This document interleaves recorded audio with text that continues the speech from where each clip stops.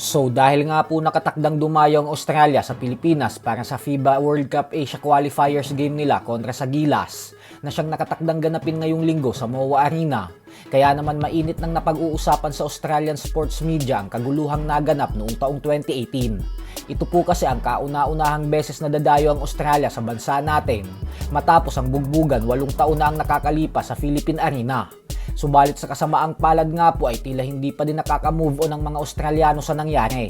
Nag-trending po kasi ang naging usapan ng mga Australian sports hosts and analysts sa episode ng Fox Sports Australia kahapon, kung saan tinira nito ang Pilipinas matapos sabihin na mukhang galit at masasama pa daw kasi ang loob ng mga Pilipino nang dahil sa ginawang pagtalo ng kababayan nila na si Jeff Ford sa ating pambansang kamauman ni Pacquiao.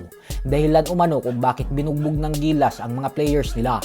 Ayon sa mga Australian analyst, ay katakot-takot daw ang sinapit ng mga players nila sa pagdayo sa Pilipinas. Kailanman umano ay hindi pa sila nakakita ng ganong klaseng pag-uugali sa basketball at sa kahit anong sports. At ang masakla pa umano ay dahil wala man lang daw ginawa ang mga security ng Philippine Arena para protektahan ang kanilang mga players at awatin ang mga Gilas players. Tapos yung mga coaching staff daw ng Gilas ay nakisawsaw rin sa gulo at nagbabato rin ng mga suntok. Dahil sa mga naging banat na ito ng mga banyagang analyst, kaya inulan ang mga ito ng batikos galing sa mga Pilipino sa social media. Gawa ng bakit daw ba kailangan pa itong pag-usapan na parang hindi pa nakaka-move on ang mga ito, lalo pat nananahimik na daw ang mga Pinoy. At dahil dyan, kaya mas lalong nadagdagan ng apoy at naging kaabang-abang ang magiging laban ng dalawang kupunan sa linggo. Pero bago po yan ay matinding laban din ang nag-aantay para sa Gilas mamayang gabi sa MOA Arena. At yan po ay kontra sa New Zealand. Dehado din po ang ating kupunan sa game na ito, pero hindi na rin makapag-antay ang naturalized player natin na si Justin Brownlee. Aminado po si Brownlee na sobrang bigat na hamon ang 2 games sa kanila para sa FIBA window na ito. Pero sobrang excited na umano siya at handa daw ang buong kupunan ng Gilas na harapin ang pagsubok na ito. Kailangan umano nila ng magandang chemistry para makapagbigay ng magandang game para sa mga fans.